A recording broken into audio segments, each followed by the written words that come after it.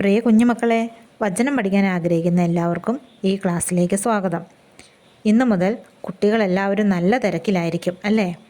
കാരണം ക്ലാസ്സിലൊക്കെ പഠിപ്പിച്ചു തുടങ്ങും, ഹോംവർക്ക് കിട്ടും. എന്തിനാണ് നമ്മൾ പഠിക്കുന്നത്? ആർക്കെങ്കിലും ഇഷ്ടമാണോ സ്കൂളിൽ പോകാനും പഠിക്കാനുമൊക്കെ? അതായത് ഈ ലോകത്ത് ജീവിക്കാൻ നല്ല ആഹാരം വേണം, നല്ല വീട് വേണം, മറ്റു സൗകര്യങ്ങളൊക്കെ വേണം അല്ലേ? കുട്ടികളായിരിക്കുമ്പോൾ നമുക്ക് മാതാപിതാക്കൾ എല്ലാ സംരക്ഷണവും നൽകും. പക്ഷേ വലുതായാലോ നാം സ്വയം ജോലി ചെയ്ത് ഇവയെല്ലാം സമ്പാദിക്കണം. ഉന്നത നിലവാരത്തിലുള്ളൊരു ജീവിതം സ്വന്തമാക്കണമെങ്കിൽ നല്ല രീതിയിലുള്ള വിദ്യാഭ്യാസം ആവശ്യമാണ്. അതുപോലെ തന്നെ പ്രധാനപ്പെട്ടതാണ് നമ്മെ സൃഷ്ടിച്ച് പരിപാലിച്ച് നടത്തുന്ന ദൈവത്തെക്കുറിച്ച് അറിയുക എന്നത്. അതിനു വേണ്ടിയാണ് നമ്മൾ വചനം പഠിക്കുന്നത്. ജ്ഞാനത്തിൻ്റെ പുസ്തകം 6-ാം അധ്യായം 11-ാം വാക്യത്തിൽ പറയുന്നു, എൻ്റെ വചനങ്ങളിൽ അഭിലാഷം അർപ്പിക്കുവിൻ, അവയോട് തീവ്ര അഭിനിവേശം കാണിക്കുവിൻ, നിങ്ങൾക്ക് ജ്ഞാനം ലഭിക്കും. അപ്പോൾ നമ്മൾ വളരെ ആഗ്രഹത്തോടുകൂടി വചനം പഠിക്കണം. നമുക്കിനി വചന പഠനത്തിലേക്ക് കടക്കാം. കഴിഞ്ഞ ദിവസങ്ങളിൽ പഠിച്ച വചനങ്ങൾ ഓർമ്മയുണ്ടോ? അങ്ങനെയാണെങ്കിൽ നമുക്ക് അത് ഒന്നുകൂടി പറയാം.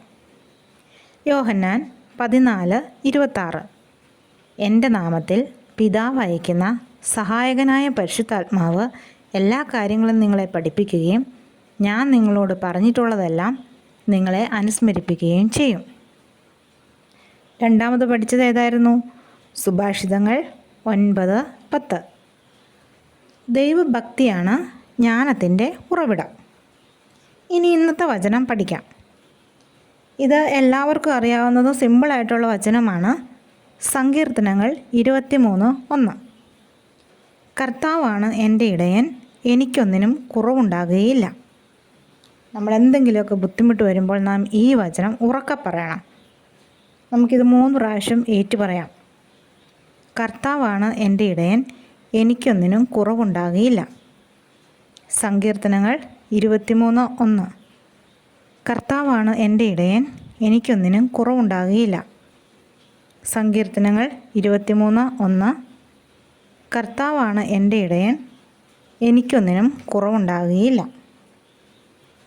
ഈ വചനം ഇനി എല്ലാവരും 3 എന്ന നമ്പറിട്ട് ഭംഗിയായിട്ട് ബുക്കിലേക്ക് എഴുതുക. ഇനി അടുത്തൊരു വചനവുമായിട്ട് നാളെ കാണാം. എല്ലാവരെയും ഈശോ അനുഗ്രഹിക്കട്ടെ.